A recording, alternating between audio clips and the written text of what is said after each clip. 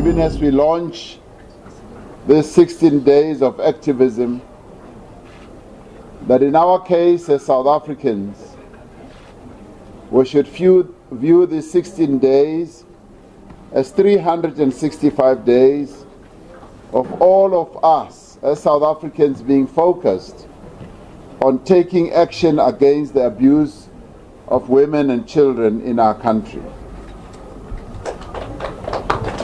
So today it is 365 days. The crisis of violence against women and children is what you could call a great shame on our nation.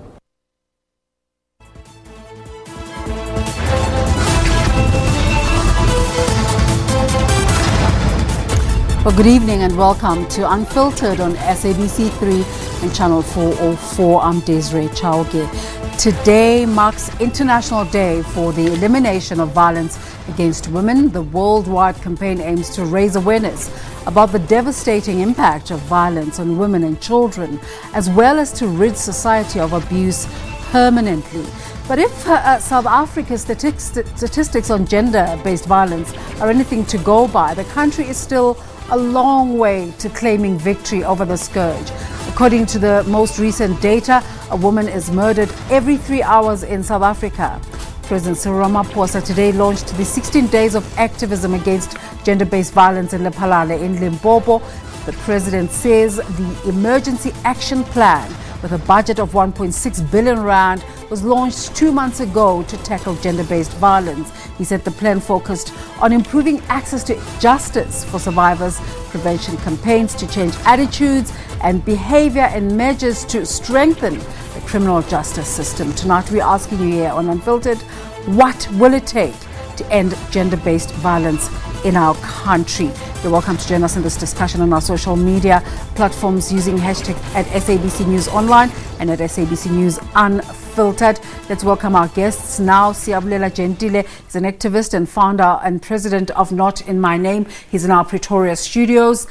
He joins us from our Headful studios and on Skype.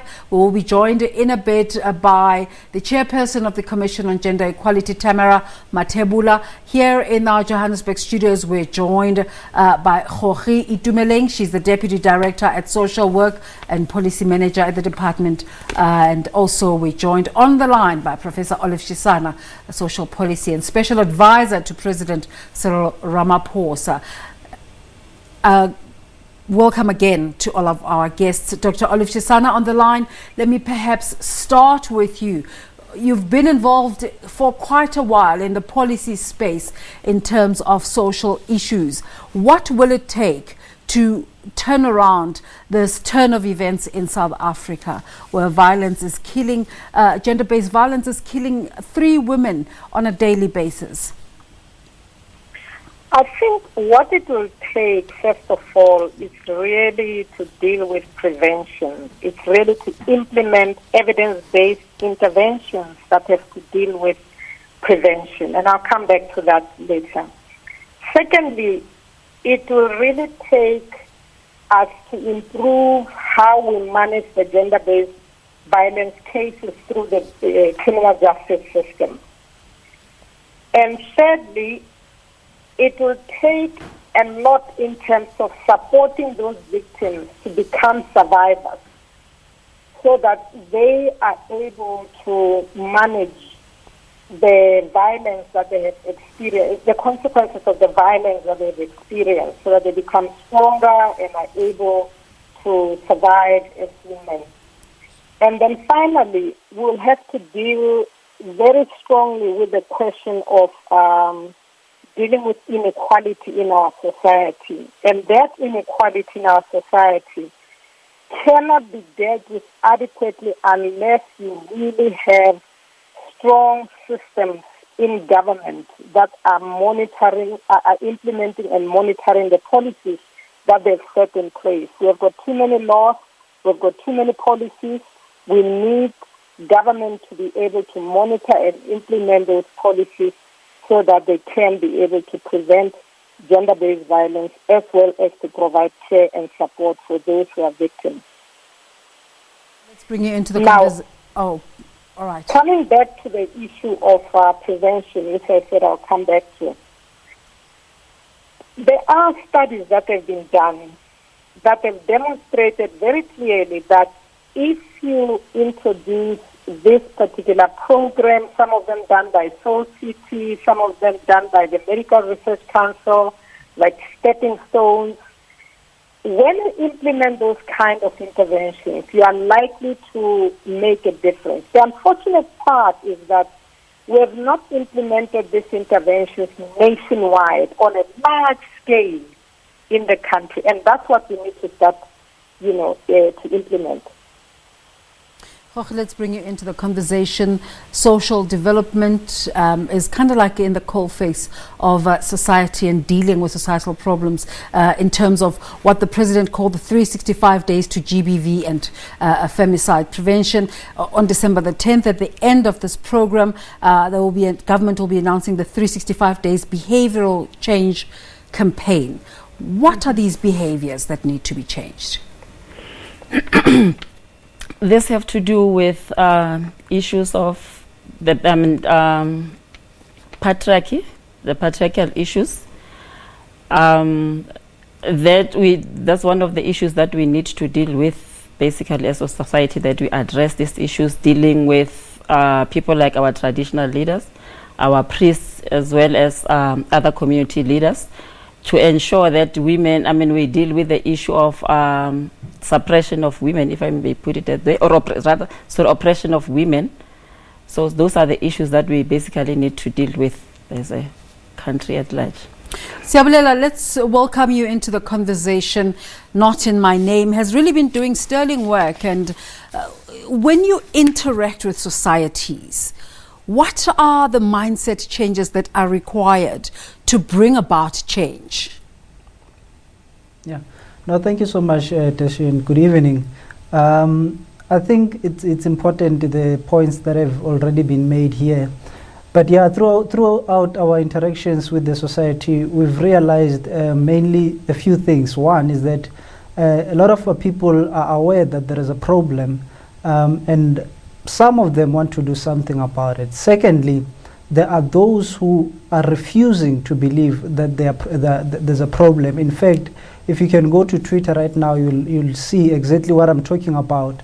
And in addition to that, you find out that it is the people, in fact, it is us men who are leading, all this violence against women and children, who are refusing to admit that we are part of the problem, and that in fact we are leading the problem.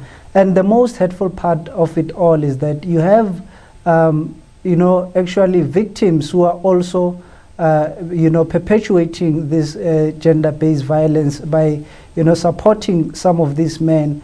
And, patriarchy has survived for so long because in some instances, and I'm using the word some very carefully, in some instances, it has, used its victims because you'll remember that it is a system that is based on male supremacy and female subordination. So it is a system that privileges us men by putting us at the top of the social hierarchy and puts women right at the bottom. So people have started talking, and people need all the support that is available from government, from the private sector, from us as the civil society. But unfortunately, Desiree, people can do so much if there is no willingness and the intentionality from government and the leaders of society, to make sure that they lead the fight against gender-based violence throughout the year. I like the issue of 365 days because these things of event, they are literally not taking us anywhere. And I'm hoping that the president, with what he has said, he will actually follow up on it, and his team will make sure that it happens. Dr. Shisana, we're going to take a break in a moment, but I want to come back to you.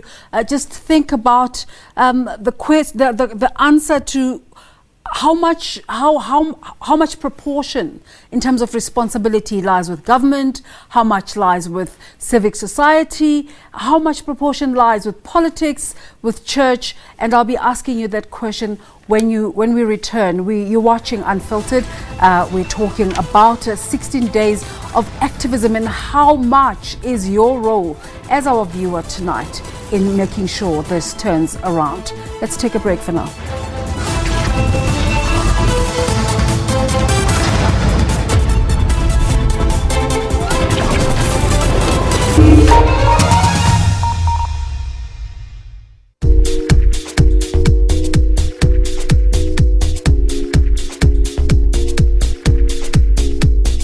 You need to see that again.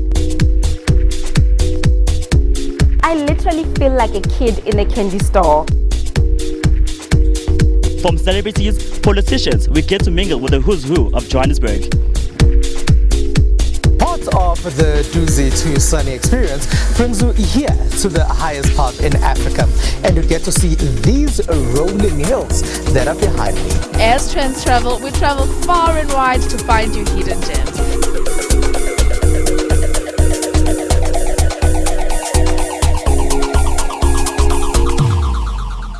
Our job as the SA Today team doesn't simply start when the cameras start to roll. We also work tirelessly behind the scenes to keep you up to date with stories of the day. What have you established as an organization, or rather as an association, regarding this WhatsApp group Stokvel?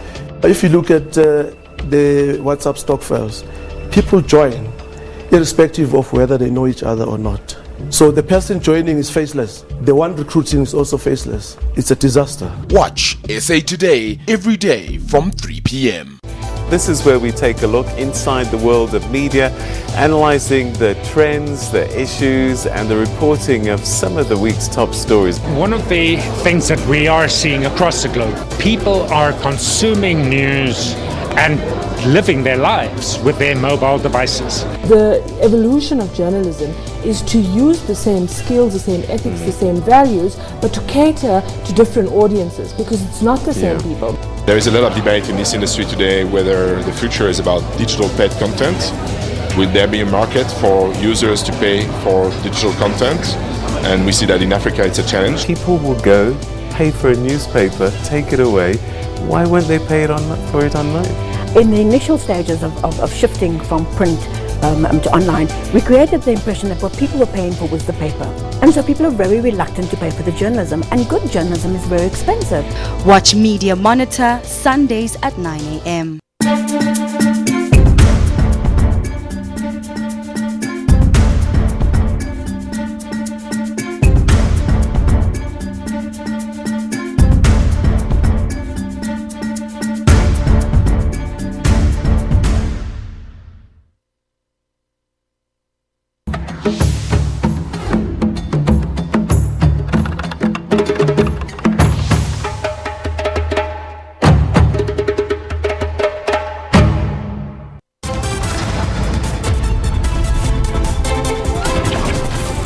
Those who've been found guilty and have been sentenced to life imprisonment for either rape or murder of women, life sentence should mean life sentence.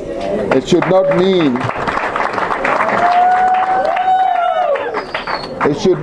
that you go and serve for 5 years and thereafter you come out and you do exactly the same thing. That's the president there at the launch of the 16 days of activism, and a conversation we are taking forward here on this show this evening. Dr. Shisana, let's bring you back in once again. How much proportion of responsibility should we be giving to government? Should we be giving to civil society? Because this is a societal problem, and some of the solutions should be coming from society in terms of eradicating gender-based violence. Yeah, first of all, let me say that it's very difficult to divide this whole problem into proportions of who's responsible for what. What we need to first accept is the fact that gender-based violence is a problem that starts first and foremost from the home. How we raise our children becomes critical. What we do when we solve problems within the family becomes important in terms of educating the children, in terms of how to deal with conflict. So it starts from the way we raise our children. If we raise our young boys and tell them that they are superior to their counterparts, their girl counterparts, we are beginning to develop masculinity concepts to these children who believe, the boys who begin to believe that they are superior. And therefore they grow up knowing that they are not supposed to be protecting their sisters and helping their sisters and being equal to their sisters.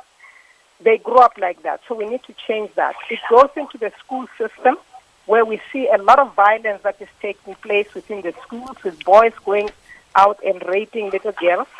It goes all the way to when people go to the work setting where they start doing sexual harassment and discrimination against women.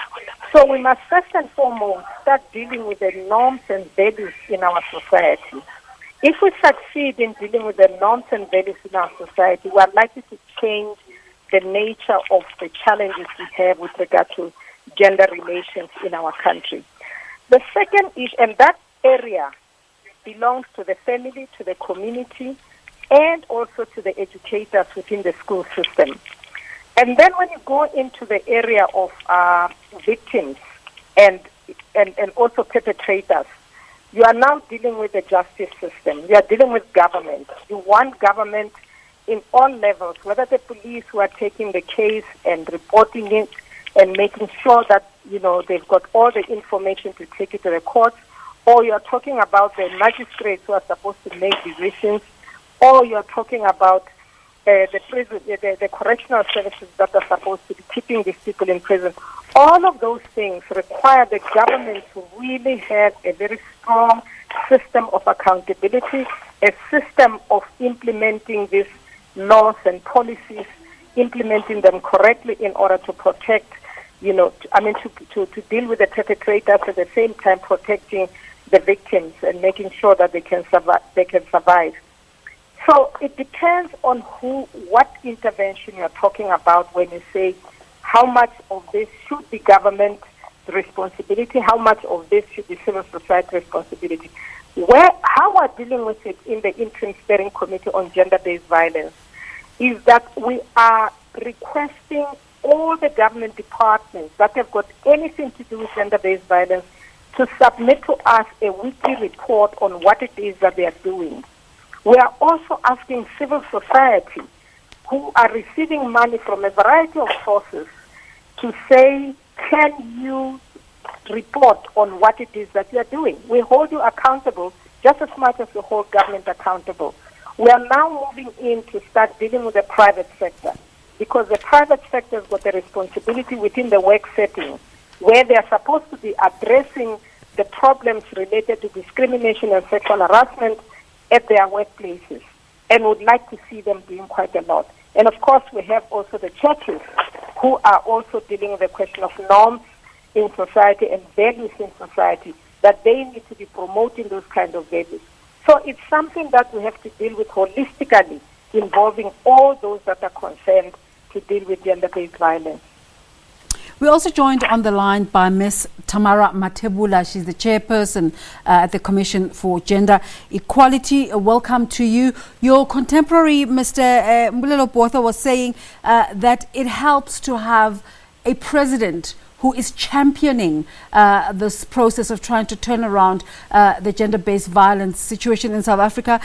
He's announced the emergency action plan, the sexual offences court is now in operation, Tutuzela care centres, and Dr. Shisana was talking now about the interim steering committee on gender-based violence. All those initiatives, do they make your work any better? Yes, thank you very much, and good evening to you and good evening to your listeners, and thank you for having me. Yes, I think Commissioner Botha is quite right. It's quite encouraging to have a political will, a president who's actually championing the fight against gender-based violence and femicide in the country. I think this has always been waited for. And for the first time, I was saying earlier in another interview that it was also encouraging to see the launch of the 16 days this year in particular being done in one of the police stations, which is out in the rural areas. This has never happened before, and we have had issues with police stations where there were no kits, there were no testing kits, and that shortage has been addressed today. But all I can say is that, yes, the commitment comes from everywhere, with the president championing it. We have seen some government departments actually giving in some of the allocations, monies that are contributing to the 1.6 billion rand that is targeted towards making sure that we deal with issues or the scourge of gender-based violence in the country. And so many departments, government departments, have actually put on plans in line with the national strategic plan, and we have also put in plans to make sure that we build a structure, one coordinating structure that will coordinate gender-based violence interventions or activities in the country for the first time. And we will also have one monitoring and evaluation framework where all of us, government, civil society organizations, Chapter 9 institutions, as well as private sector, we will be coordinated and we will be monitored by one structure in South Africa. So this is very, very encouraging times in our lifetime, and I'm sure that we will together turn the corners working with civil society organizations. Join us in this conversation on Twitter and Facebook, where we're talking about the 16 days of activism, and tell us what your thoughts are, especially about what the role of society is in turning this around. You're watching Unfiltered. We'll be back in a moment.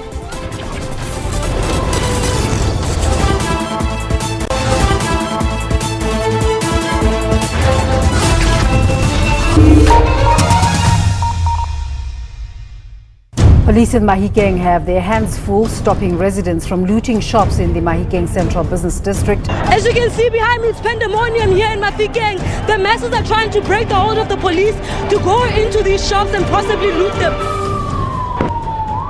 And there we have it, the separation. Wow, oh, look. The police are trying their very best to control the crowd here.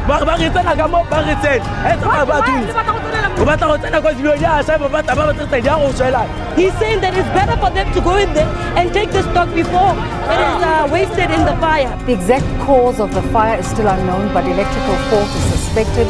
This must be a major knock for the economy of this area, because this is an economic hub of Mahikeng. Our town is very small. When the shops are burned down, our people are really going to suffer economically, and employment is also going to suffer because most of the people are working in these shops.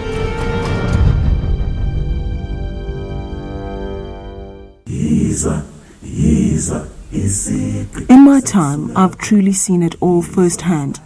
Angizwanga ngizibonele ngalawam amehlo.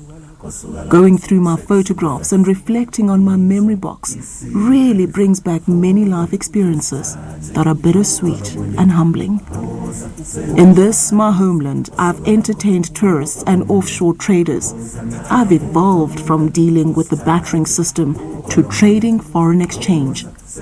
I've traveled to the ends of the world and tasted a diversity of culinary palates. To outsiders, I have lived alongside wild animals, tamed some, and collected livestock as wealth. So my memory box is overflowing. And don't get me wrong, I'm not bragging, but in fact, I'm breaking and hurting deep down inside of this heart of mine. Why? What for? I hear you ask yourself, my fellow Africans, friends and family. The images I have of me are those of the point of view of my onlooker, not those of myself, the subject at hand. I'm choking and suffocating at the chalice those anthropologists and filmmakers tie around me as some sort of grand name tag. Stories have been made and told of me, not of my own words. Films and graphic images have entertained millions of audiences at my expense.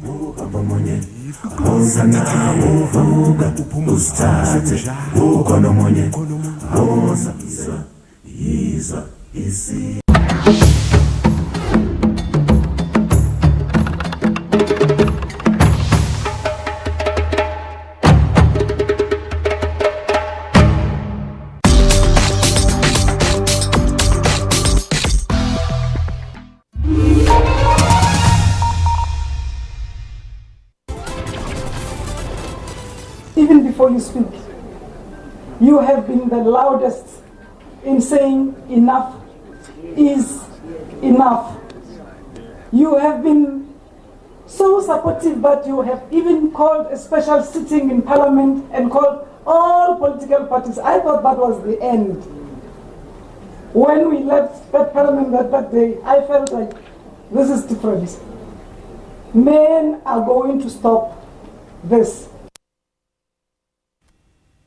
That's Minister Maitengwana Mashabane there speaking today at the launch. Let's bring back our guests into the conversation. Khoki Itumeleng from Social Development. You heard the Dr. Shisana talking about the Interim Steering Committee on Gender-Based Violence and how they are requesting departments to coordinate and harmonize all the efforts so that government speaks with one voice. How is Social Development interacting with the steering committee? Okay.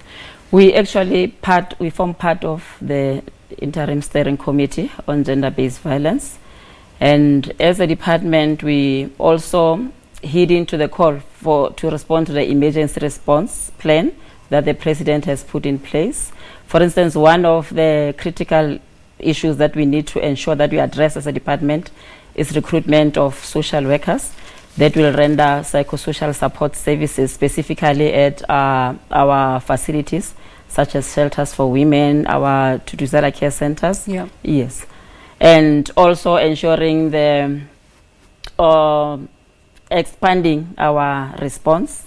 So as a department, we're working with, we do have a gender-based violence command center, which operates on a 24 hours, 7 days a week. Yeah. It's manned by trained social workers. All right.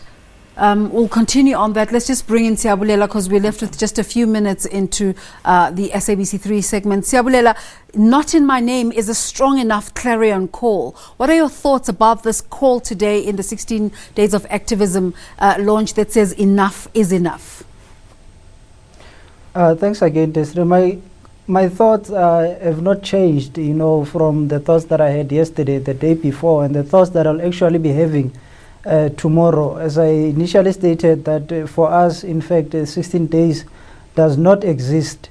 I actually get very triggered when you have people, especially from government, would come here and tell us of things that they are doing, which is a bit of a problem for me, because it seems as though all our efforts seem to be focused on victims, and that is really not solving the problem. And I'd really like to challenge the department, especially of social development, to try and be more active in programs that are more aimed at resocializing the boy children, because that is where the problem lies. If the socialization of boys can change, I know that we've got many are problematic, but those ones, their days are numbered. In fact, they are facing out, and there isn't much that you can actually do about them. So the prison system is there for them. But it's important that our focus, as much as we say, not in my name, men are this, men are that, enough is enough, all these texts must be followed by intentional and progressive and active action to make sure that boys are re-socialized. All these things that they're doing, they are well and good, but most of them, they're focused on victims. Your Tutuzela care centers, your 24-hour call centers, all those things. I'm but we are saying you to the government, please assist us on the ground as civil society. I'm going to ask you to hold on to your thoughts there as we wrap up this conversation with our viewers on SABC3. If you'd like to continue interacting with this conversation, please join us on SABC News Channel 404. It's a goodbye to our SABC3 viewers. For now, you're watching Unfiltered.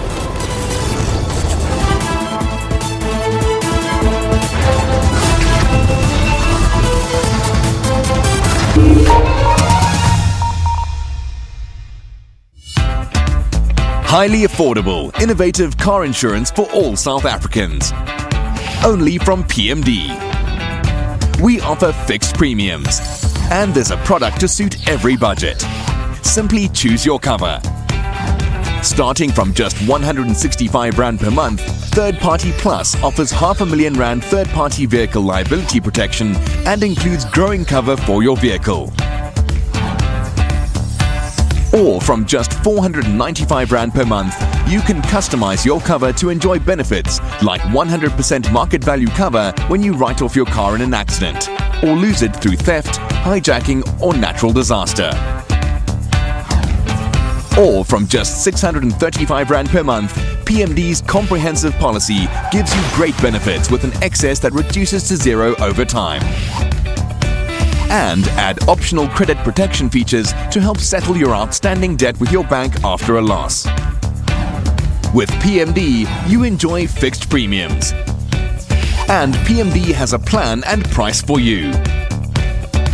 Change the way you think about insurance. Change to PMD. SMS MOTOR to 43814 and we'll call you. That's MOTOR to 43814. PMD, fixed premiums.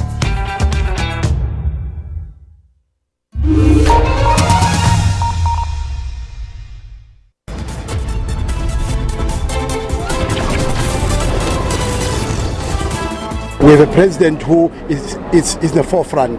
We have a president who's leading this charge. So there is a lot that is happening, and 365 days with this leadership, it's achievable, it's implementable, and it's possible. So all we need to do is to call South Africans that each and every street, every house, that enough is enough. And with the president, as I said, taking lead, I think political will, we are seeing it.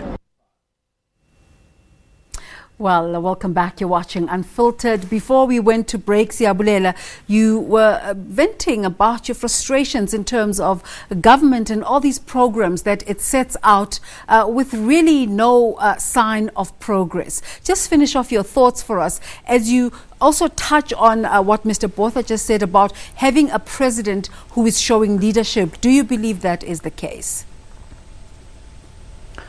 Thanks again, Desiree. As I said, it's well and good as the president is saying that what must be done. It's okay, and we really appreciate his efforts. You know, I agree with Tate Botha, who's also my mentor, by the way. But again, what's important is action. And you go down to this department, it's a different story. You know, we're literally at a point whereby we need to beg the government for their involvement in the work that we do. And quite frankly, it cannot be right. It cannot be accepted. We must reject anything from the government that seeks to, reduce us to beggars. You know, it's painful to be a leader of a civil society in South Africa because you get to all these government departments and you get treated like you're nothing. And in fact, I wanted to ask my colleague there just to make the point that I was making earlier, that in that interim steering committee, how many men are there? Because this fight against gender-based violence, we need to take collective responsibility. It cannot be a situation whereby women only are, burdened with this. We need to have men also in those committees who are making sure that programs that are aimed at resocializing boy children are in place. Because as I said earlier, we cannot continue to deal with the consequences or with the symptoms. We need to get to the root cause of the problem, which is toxic masculinity. Now, you don't eradicate toxic masculinity by creating or by investing all your energy on victims, when you can, in actual fact, try and make sure that you avoid all these things from the boy's young age. And I do not want to be misquoted to be saying that I'm saying victims must not be taken care of. All I'm saying is that we must invest equal energy in making sure that we deal with this thing and we deal with it once and for all by resocializing boy children. So with my point about the government in closing, Desiree, I really want to say that, these people must start walking the talk. This thing of them coming out every 16 days in December and want to tell us that they've got this and this that they've done, whereas throughout the year, they do not take calls, they do not respond to our messages. In fact, they've turned the gender-based violence into a tender. This is not a tender. We're talking people's lives here. We need to change how these boys think. We need to go to churches, go to taverns, go to the streets and have these dialogues with men. We cannot fight gender-based violence from air conditions. These are not just mere statistics. We are talking about real-life people here that are living. So government must really stop. In fact, they are making me very angry because they come to television and tell us this and that. But, in actual fact, when you go to their offices, you will be sent from pillar to post. So I don't take these people serious. In fact, all of them, including the president. Dr. Shisana, what are your thoughts about Siyabulela's assertion that government is running a talk shop when it comes to real collaboration? There really is no place to go. And also about the composition of the Interim Steering Committee on Gender-Based Violence. Let me say that starting August last year, the government has taken a different turn in terms of dealing with gender-based violence, because the concern was that so much has been done, but there's no progress insofar as ending gender-based violence. There were no targets that were set to say, when are we going to end this gender-based violence? There was no role of civil society in any meaningful way. Government was running things on its own. And when the president came, he decided to deal with this matter differently. He said, involve civil society. So we have a very strong civil society movement, which is really on a daily basis pushing government to take different approaches. We welcome all the comments that have been made about the fact that we need to change and do whatever it is that it takes in order to deal with gender-based violence. And we're doing it. Together with civil society, together with those people that are in the NGO sector, who, like, for example, those that are in SANAC, South African National AIDS Council, we have agreed that we're going to have one plan in our country, and that plan must be implemented by everyone. I think we should be focusing a lot more on what is it that we're going to be doing to end this gender-based violence. We'll end it as Botha says very clearly, that we must deal with the question of changing the societal norms. And that is why we've gone to the academics. We've gone to the civil society that has been implementing these programs and said to them, you have been doing it on a small scale. Can we improve the way in which you do it in such a way that we can be able to reduce gender-based violence? Prevention was never a big issue in all the different government department activities that they were doing. For many, many years, including the civil society itself, was not focusing on prevention. This interim steering committee has decided prevention is key.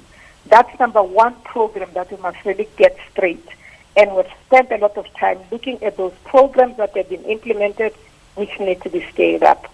Yes, we don't have enough men in terms of the interim steering committee, but it doesn't mean that there are no men in the team. We do have men, there are not that many. It's not so much about who's sitting at the table. It's so much more about what is being implemented with partners. Our program that we're dealing with the interim steering committee is not just implemented by the interim steering committee alone. It is implemented, in fact, by the civil society, by the development partners who are funding so many of those civil society out there, by the different departments across government. So we're pulling everyone together to say, let us focus on one plan. If the gentleman is going in to ask to do something else that's not part of that one plan, they will definitely get a runaround. Because the plan must be one. If you want to make a difference, let us know about your plan, write to us, and we'll be asking you to revisit your plan to fit in with the one plan. And we've seen it work when we dealt with the question of HIV. HIV was a massive problem in this country. Everyone was doing their own thing out there. And then at the end of the day, we had an epidemic that went out of control. But once we decided one plan in a country and brought everybody together, we made a big difference in terms of reducing new infections. And we can do it for the same thing for the gender-based violence. Dr. Shisana, I think there are people who would disagree with you there. Just the other day, the Deputy President was declaring that the number of infections have gone up. But let's just move on to Ms. Matebula. You heard the frustrations of Siyabulela Gentile from Not In My Name.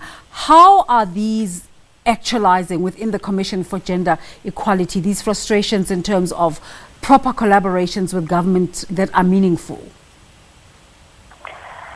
Thank you very much.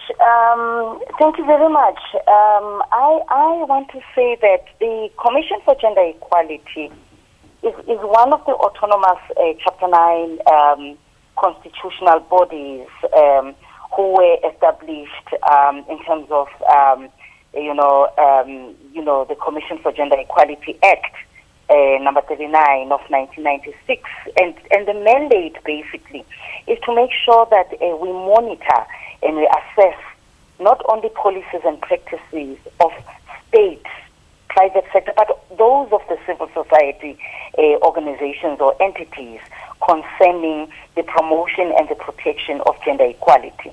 I fully understand the frustrations by Siyabulela, and Siyabulela knows very well that we work together in terms of looking at what can we do at a grassroots level.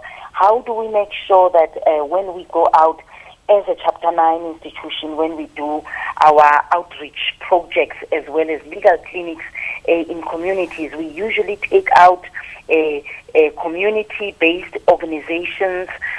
We take men's organizations. We have worked very closely with his organizations, with organizations such as Sonke Gender Justice, and all of these organizations, when we go out and do outreach programs, are the organizations that are really targeted to men. And within the commission, we are led by Commissioner Boda, who is actually a commission who is able to speak to men in taverns, speak to men in churches, speak to men in various entities, in communities, and where we take our services to communities in terms of raising awareness.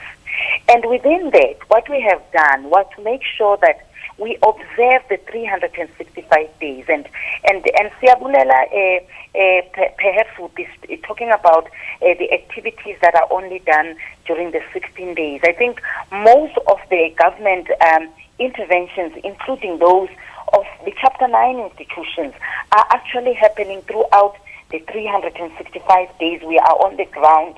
We are not just sitting in offices. We are working on the ground, and we are making sure that we take those services to communities. For an example, this year alone, we have made sure that we don't only look at taking the girl child to work as the Commission for Gender Equality, but we also looked at taking the boy child to work. These are some of the interventions that have been neglected or that have not been addressed previously.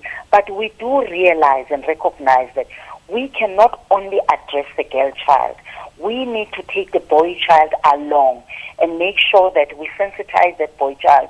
We make sure that we sensitize the parents of John to make sure that John grows up as a responsible young man. John grows up to be a young man who actually respects a woman, respects a woman who is a working mother, and make sure that she or he works with that woman in terms of making sure that they together share the chores of the house.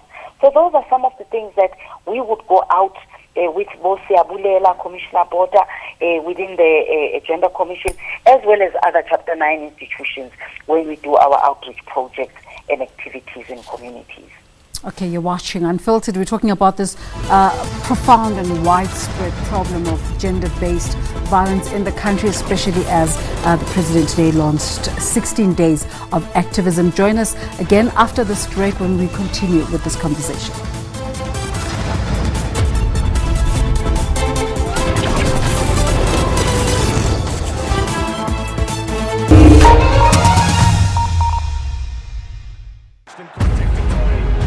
This team doesn't know color. It's not a black or a white game. This is what we achieve when we unite as a nation. That is it, South Africa! It's not about rugby fans. It's literally being a South African. I've got the fans. They're excited.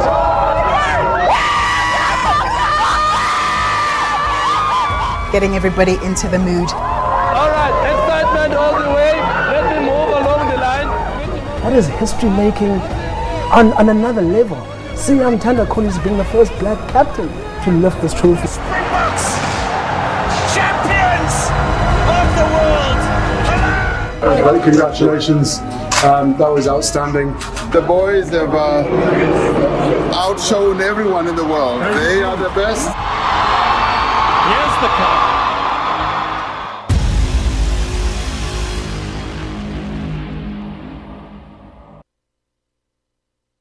The SABC News mobile app is your one-stop digital portal to all the news you need. Stay connected with the latest in breaking news. Watch the SABC News channel along with clips and live streams of all the big news events. And listen to all the SABC News radio stations live, including podcasts and much more.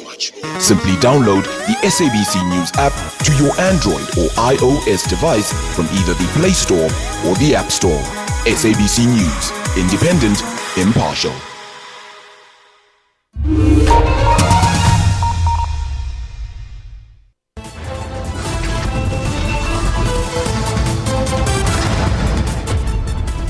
We are asking, amongst others, that we should at least get a quick response from the police when they are alerted about any incident of violence. Man who is going to abuse alcohol and going back home and start abusing their family, their name is the cells. Any man that's going to get into his own house and then mistaken his bedroom to his daughter's bedroom is going to be arrested. Welcome back. You're watching Unfiltered. Let's take a look at some of the social media responses that have come through. Nazim Grootboom always really having fantastic points. He says our justice system must be more tougher to the perpetrators so that we cannot have such things like murder and abuse of women and kids in our country. Let's continue with our conversation with our guests here in the studio. Jorge, from a social development point of view, when you talk about social development, South Africans would be mistaken for thinking it's just about grant allocation. Why are you not visible? Why are you not seen out there, especially in terms of your programs which are related to gender-based violence?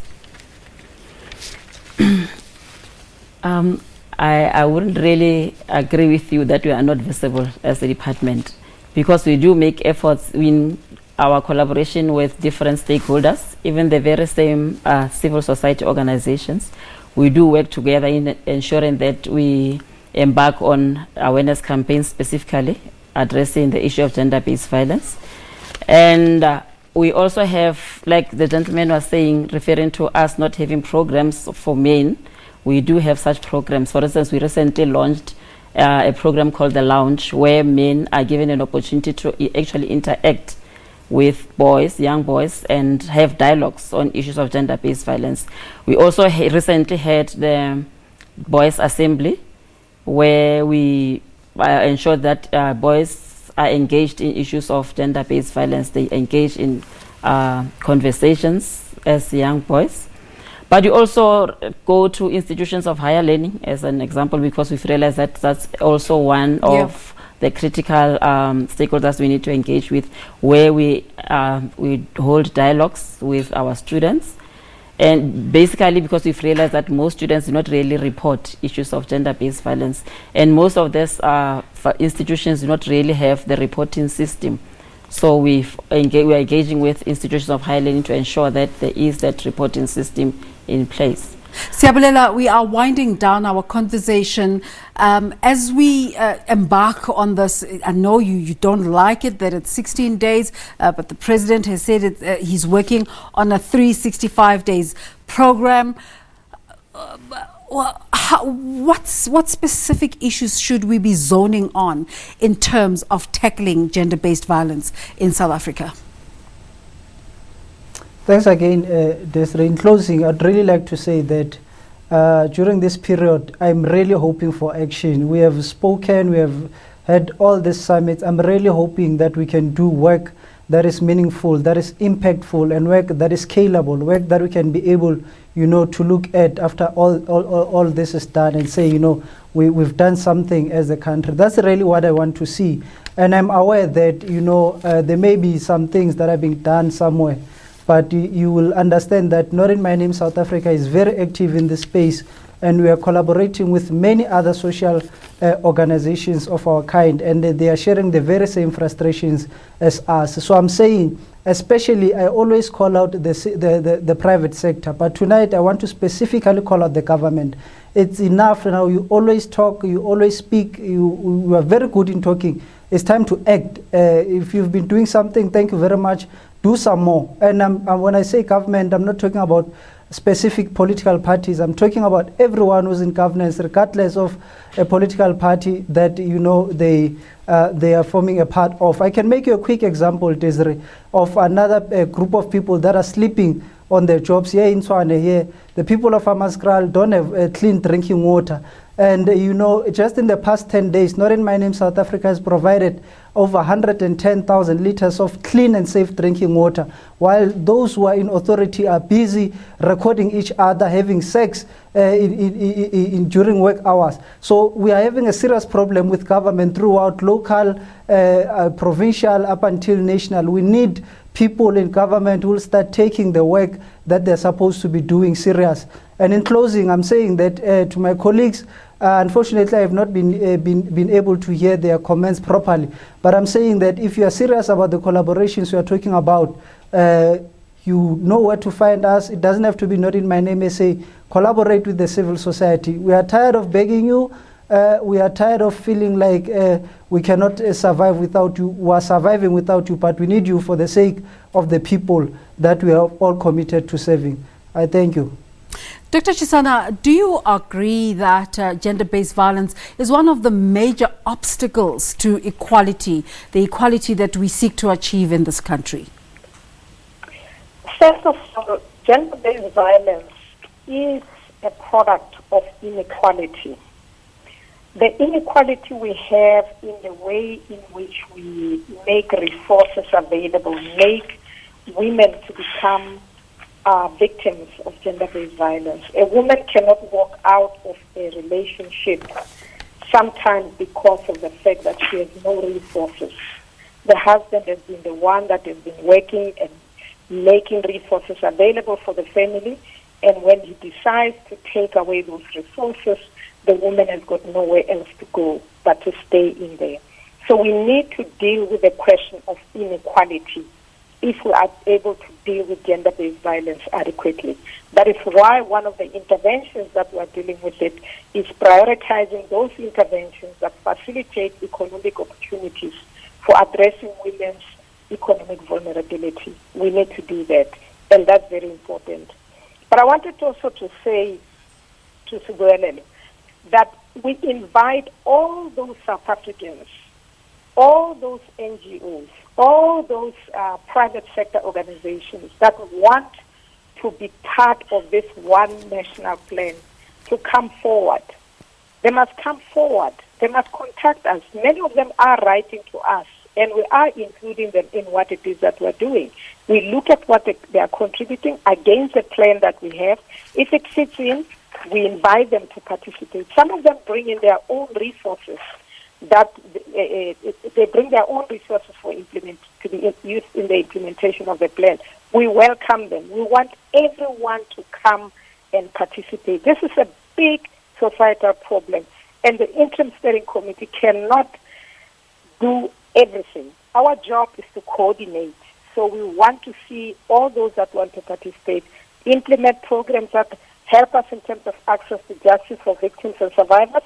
We've made a lot of progress in this particular area. Changing the norms, we're just beginning now to really implement those interventions, including the question of Brothers for Life. We are in the process of having a discussion with the Soul City, Medical Research Council. We want to strengthen the accountability for all. Thank you so much. I just wanted to say that we do want to work together. We are making progress now. All right, Ms. Mathebula, let's ask you this question here. The narrative that women don't really need respect from men or their validation. What they need is a recognition that we are equals and one is not superior to the other based on gender.